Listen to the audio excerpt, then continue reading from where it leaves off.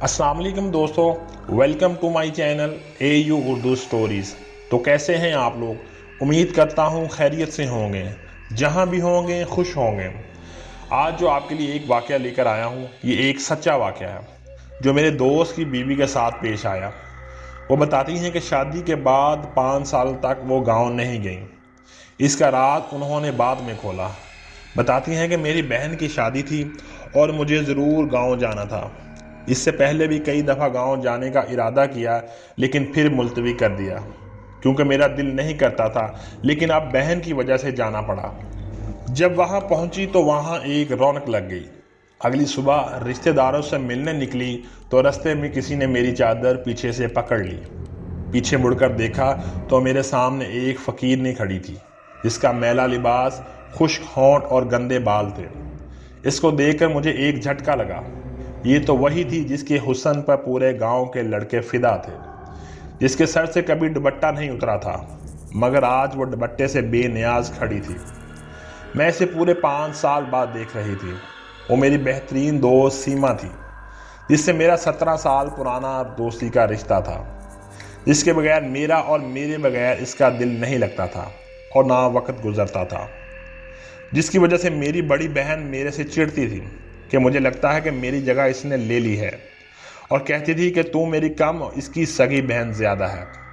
सीमा हमारे घर का एक फर्द थी। जब हम बड़े हुए तो हमारी शादी की बातें चलने लगी, लेकिन वो बहुत घबराती और फिक्रमंद थी, क्योंकि वो चाहती थी कि हमारी शादी एक ही घर में हो। वो शादी करके कहीं मुझसे दूर नहीं जाना चाहती थी। एक बार एक शादी में हम लोग शरीक थे तो एक खातून हमारे पास आकर हमारे नाम पते पूछने लगी।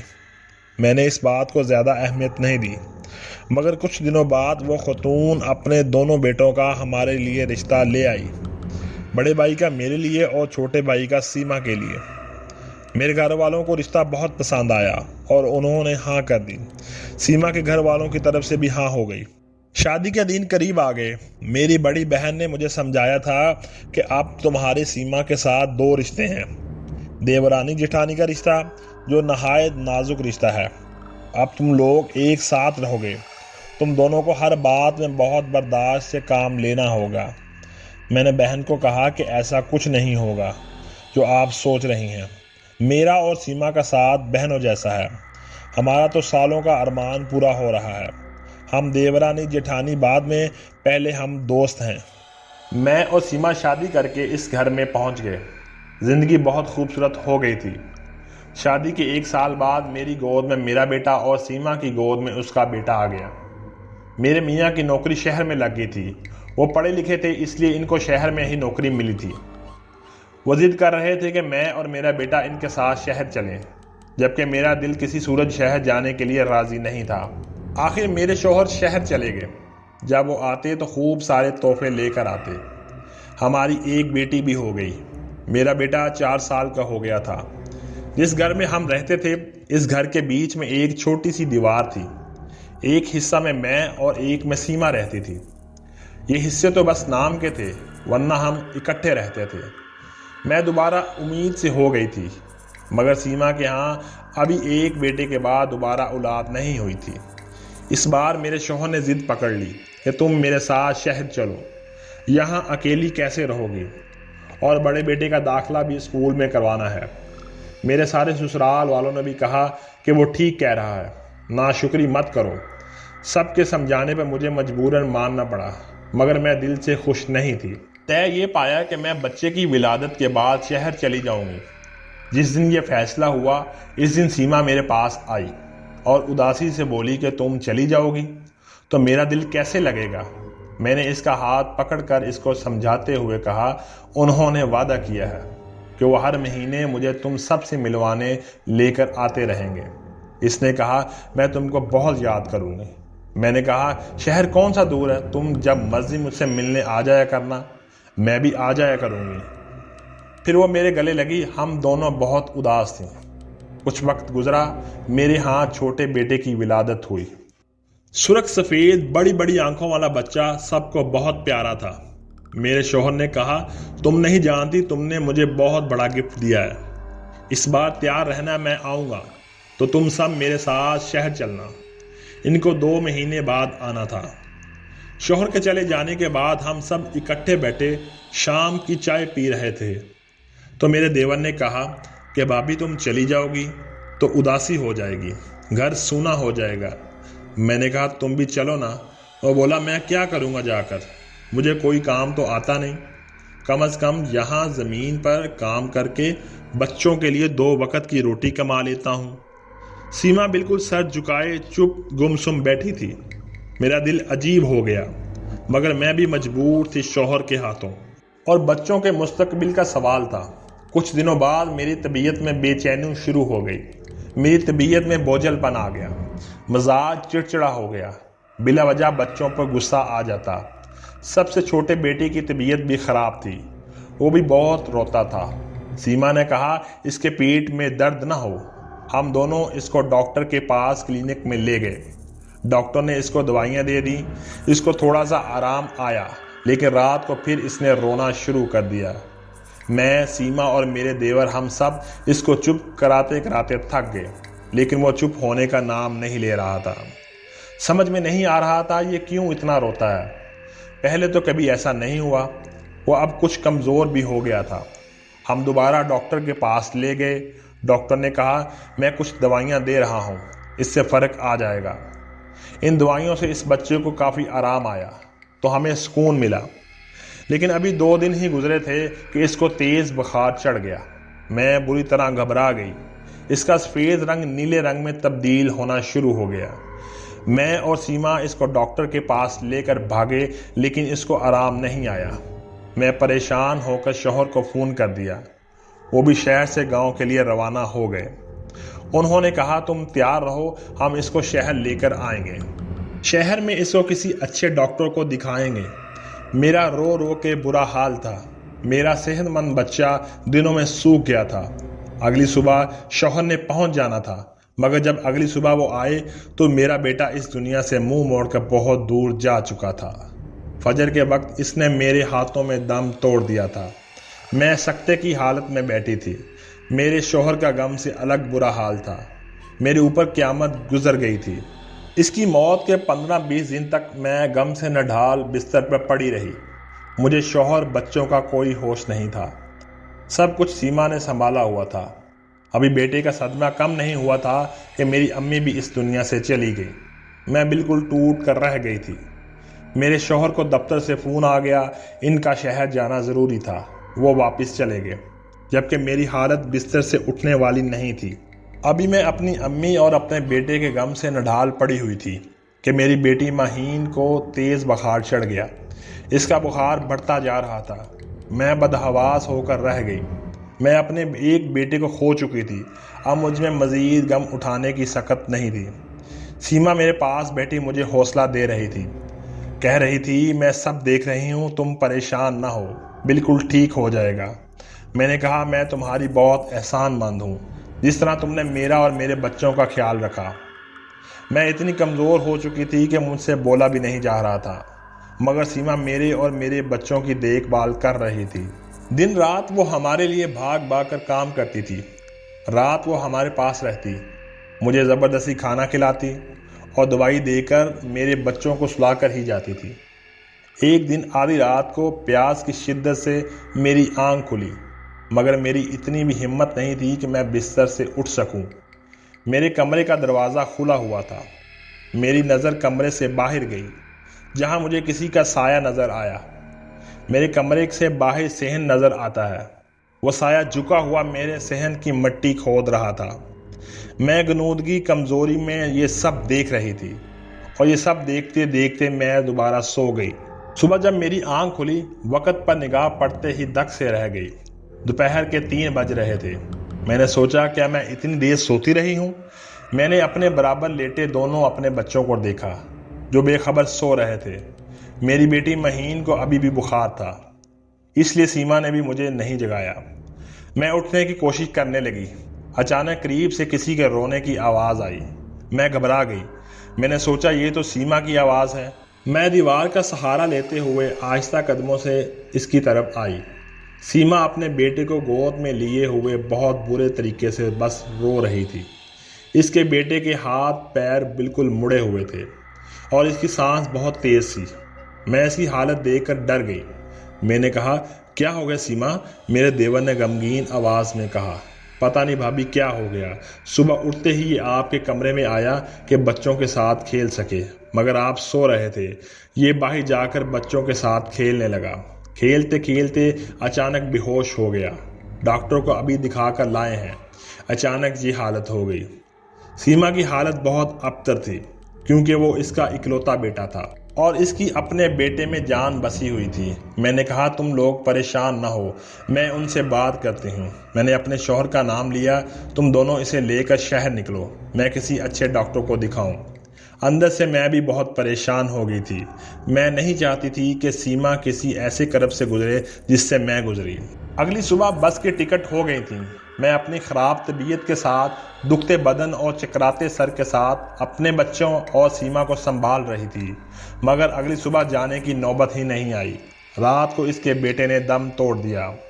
میں وحشت بھری نظروں سے سیما کو بین کرتے دیکھ رہی تھی اور خوف زدہ بیٹھی تھی کہ ہمارے بچوں کو کسی کی نظر لگ گئی ہے۔ جب اس کے بیٹے کا جنازہ اٹھا تو سیما غش کھا کر گر گئی۔ میرے شوہر بھی آ چکے تھے۔ ہمارے گھر کا ہر شخص ٹوٹ سا گیا تھا۔ اب مجھے اپنے دونوں بچوں کی فکر ہو رہی تھی۔ مجھ میں اب کسی اور کا غم اٹھانے کی برداشت نہیں تھی۔ میرے شوہر اور دیور صاحب شاہ جی کو لے کر ہمارے گھر آئے۔ میں نے جلدی سے دوپٹہ لے کر نقاب کر لیا۔ وہ تعزیت کے لیے آئے تھے۔ شاہ صاحب ہمارے گاؤں کی مسجد کے بڑے تھے اور ساتھ ہی ان کا حجرہ تھا۔ جمعرات کو مسجد میں بیان کرتے تھے۔ نورانی چہرے والے بہت پرہیزگار اور نیک بزرگ تھے۔ ان کے الفاظ آواز میں ایسا جادو تھا کہ سامنے والا ان کا گرویدہ ہو جاتا۔ اب بھی وہ تعزیت کے لیے آئے تھے تو اپنے مخصوص انداز میں نرم لہجے میں بات کر رہے تھے کہ اچانک بات کرتے کرتے رک گئے۔ پھر وہ جیسے ہوا میں کچھ سونگھنے لگے اور ادھر ادھر دیکھتے ہوئے بولے، پتہ نہیں کیوں مجھے فضا میں شیطانی بو محسوس ہو رہی ہے۔ پھر وہ میرے حصے کی طرف جانے لگے۔ وہاں پہنچ کر وہ میرے کمرے کے باہر صحن میں بنے کچے فرش کے پاس ٹھہر گئے۔ پھر اس جگہ رک کر غور سے مٹی کو دیکھنے لگے۔ میں ان سے دور کھڑی سب دیکھ رہی تھی۔ انہوں نے میرے شوہر سے کہا، یہاں سے مٹی ہٹاؤ۔ میرے شوہر مٹی ہٹانے لگے۔ اچانک زمین کے اندر سے جو چیز نکلی انہیں دیکھ کر میں چکرا گئی۔ مٹی کا ایک پتلا تھا۔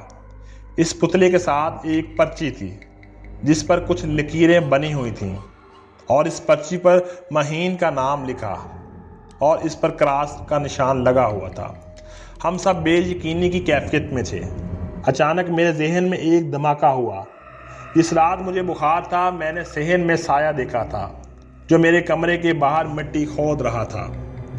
میرے شوہر اور دیور نے دونوں ہاتھوں سے اپنا سر پکڑ لیا اور کہا، یہ کس کا کام ہے؟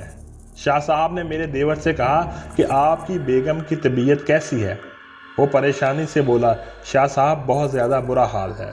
شاہ صاحب نے کہا، کیا میں ان سے مل سکتا ہوں؟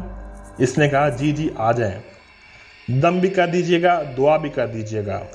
سیما بستر پر لیٹی ہوئی تھی۔ شاہ صاحب کی آمد کا سن کر بڑی مشکل سے اٹھ بیٹھی، پھر آہستہ سے ان کو سلام کیا۔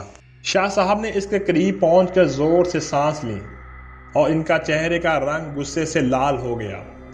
وہ غصے میں بولے، جو تم نے کیا ہے اس کا پھل تمہیں ملا ہے۔ دنیا مکافات عمل ہے۔ تم نے دوسروں کی گود اجاڑنی چاہی مگر تمہاری اپنی گود اجڑ گئی، اپنی دنیا بھی برباد کی اور آخرت بھی۔ شاہ صاحب کی باتوں پر ہم سب حیرانگی سے دیکھ رہے تھے۔ اچانک سیما اونچی اونچی رونا شروع ہو گئی۔ اسے ایک دورہ پڑ گیا۔ وہ چلاتے ہوئے بولی، میں کیا کرتی، میرے ساتھ ہی ایسا کیوں ہوا؟ ہم ایک ساتھ پلے بڑھے، ایک ساتھ میٹرک کیا، لیکن قسمت نے دھوکہ دے دیا۔ شادی بھی ایک دن اور وہ بھی ایک ہی گھر میں ہوئی، مگر اس کا شوہر میرے شوہر سے خوبصورت اور قابل تھا، حالانکہ میں اس کے مقابلے میں کئی گنا حسین تھی۔ اس کے شوہر کی شہر میں نوکری لگ گئی جبکہ میرا شوہر ان پڑھ تھا۔ اس کا شوہر اسے چیزیں لا کر دیتا جبکہ میرے شوہر کے ایسے حالات نہیں تھے۔ پھر میرے ہاں ایک بیٹے کے بعد کوئی بچہ نہیں ہوا جبکہ یہ 3 بچوں کی ماں بن گئی۔ اب جب بچے بڑے ہو رہے تھے تو اس کے شوہر کو اپنے بچوں کے مستقبل کا فکر ستا رہا تھا۔ وہ ان کو تعلیم یافتہ بنانا چاہتا تھا اور اس کو شہر لے جا کر عیش و عشرت سے رکھتا اور میں یہیں رہ جاتی۔ یہ وہاں جا کر اچھی زندگی جیتی، شان و شوکت سے رہتی اور میں یہاں معمولی زندگی بسر کرتی۔ یہ باتیں مجھ سے برداشت نہیں ہو سکیں۔ میں روز اخبار پڑھا کرتی تھی۔ اخبار میں ایک اشتہار آیا جو کالے علم کا ماہر تھا۔ میں نے اسے خط کے ذریعے رابطہ کیا۔ پہلے میں نے اس کے بڑے بیٹے کو رستے سے ہٹایا، پھر میں اس پر عمل کروا کر اب مجھے اس کی بیٹی کو ہٹانا تھا۔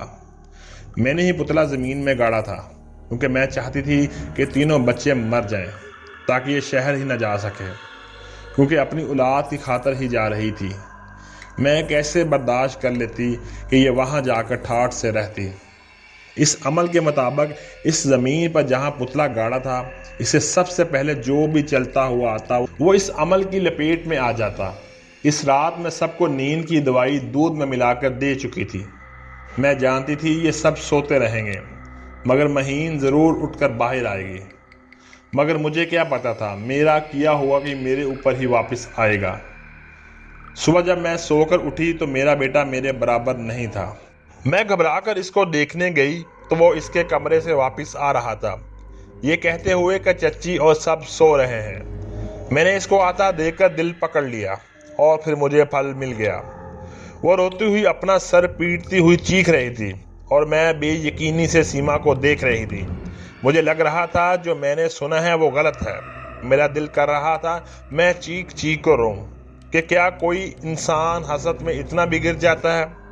شاہ صاحب نے کہا جو لوگ اللہ کی تقسیم پر راضی نہیں ہوں ان کو یہی انجام ہوتا ہے۔ میں دیوار کا سہارا لیے چھوٹے چھوٹے قدم اٹھاتی باہر آ گئی۔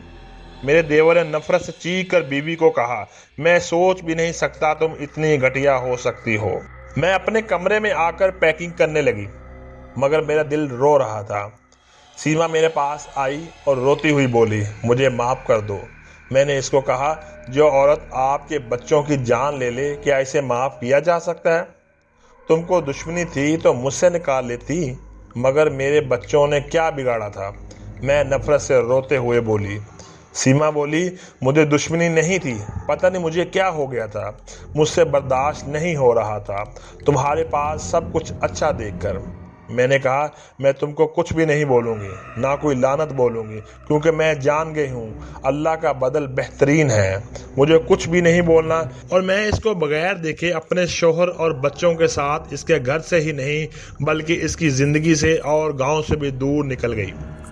میرے دیور نے اس کو طلاق دے دی تھی۔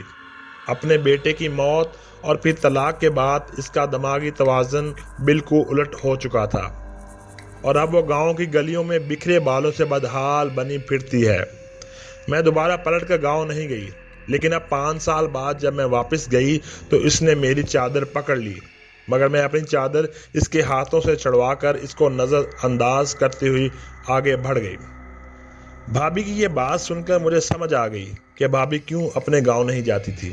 حسد سب سے بڑا جادو ہے جو کرنے والا اور جس سے کیا جائے دونوں کو برباد کر دیتا ہے۔ کالا علم اور جادو کرنے والا اور کروانے والا دونوں دائرہ اسلام سے خارج ہو جاتے ہیں۔ اپنے ایمان کی حفاظت کریں، اللہ کی عطا پر راضی رہیں۔ اگر آپ کو آج کی ویڈیو پسند آئی ہو تو لائک کیجیے گا، شیئر کیجیے گا اور کمنٹ سیکشن میں اپنی رائے ضرور دیجیے گا تاکہ ہم آنے والے دنوں میں آپ کے لیے مزے کی سٹوریز لے کے آتے رہیں۔ ملتے ہیں اگلی ویڈیو میں، تب تک کے لیے اللہ حافظ۔